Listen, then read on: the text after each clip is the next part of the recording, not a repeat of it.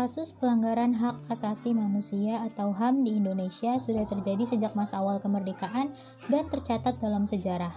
Contoh kasus pelanggaran HAM di Indonesia bisa ditemukan hampir di setiap rezim yang berkuasa.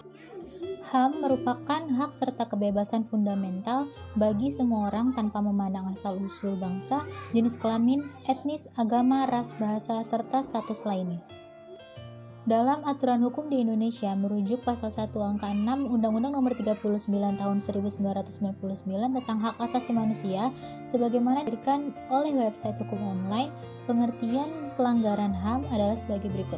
Setiap perbuatan seseorang atau kelompok orang termasuk aparat negara baik disengaja maupun tidak disengaja atau kelalaian yang secara hukum mengurangi, menghalangi, membatasi dan atau mencabut hak asasi manusia seseorang atau kelompok orang yang dijamin oleh undang-undang dan tidak mendapatkan atau dikhawatirkan tidak akan memperoleh penyelesaian hukum yang adil dan benar berdasarkan mekanisme hukum yang berlaku. Dikutip dari penelitian perlindungan hak tersangka atau terdakwa yang melakukan kejahatan pelanggaran HAM berat menurut KUHAP oleh Imelda Irina Evangelista, Randang dalam jurnal Lex Crimen 2018, jenis pelanggaran HAM terdiri atas pelanggaran HAM ringan dan pelanggaran HAM berat. Adapun berdasarkan Undang-Undang Nomor 26 Tahun 2000 tentang Pengadilan HAM, pelanggaran HAM berat dapat diklasifikasikan menjadi dua, yaitu kejahatan genosida dan kejahatan terhadap kemanusiaan. Apa saja contoh pelanggaran HAM di Indonesia? Sejak masa awal kemerdekaan Republik Indonesia, pelanggaran HAM banyak ditemukan. Berikut adalah kasus-kasus pelanggaran HAM yang pernah terjadi di Indonesia. Pembunuhan massal terhadap 40.000 orang Sulawesi Selatan oleh tentara Belanda. Peristiwa ini terjadi pada 12 Desember 1946 yang dipimpin oleh Kapten Westerling. Pembunuhan 431 penduduk Rawagede oleh tentara Belanda. Peristiwa ini terjadi pada 5 Desember 1947.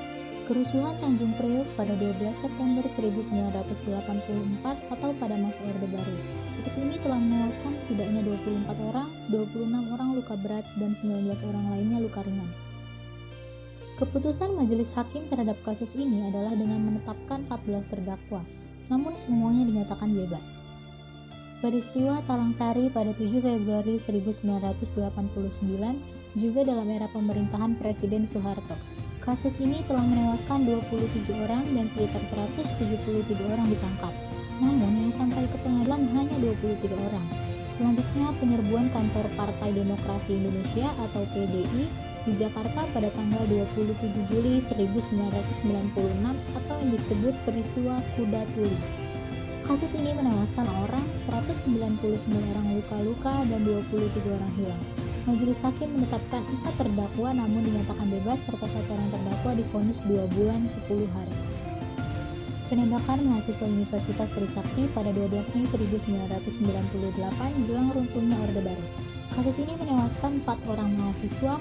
Mahkamah militer yang menyediakan kasus ini memvonis 2 orang terdakwa dengan hukuman 4 bulan penjara.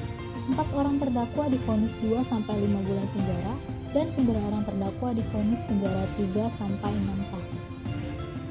Tragedi Semanggi pada 13 November 1998, kasus ini menewaskan 6 orang mahasiswa. Selanjutnya tragedi Semanggi II yang terjadi pada 24 September 1999 dan mengakibatkan 1 orang mahasiswa tewas.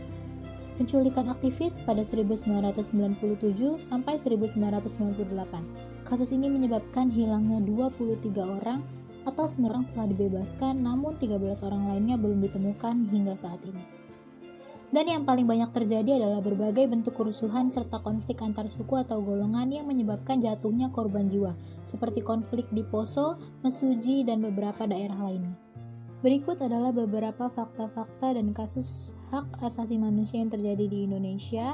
Mohon maaf apabila ada kekurangan. Wabillahi taufiq wal hidayah. Wassalamualaikum warahmatullahi wabarakatuh.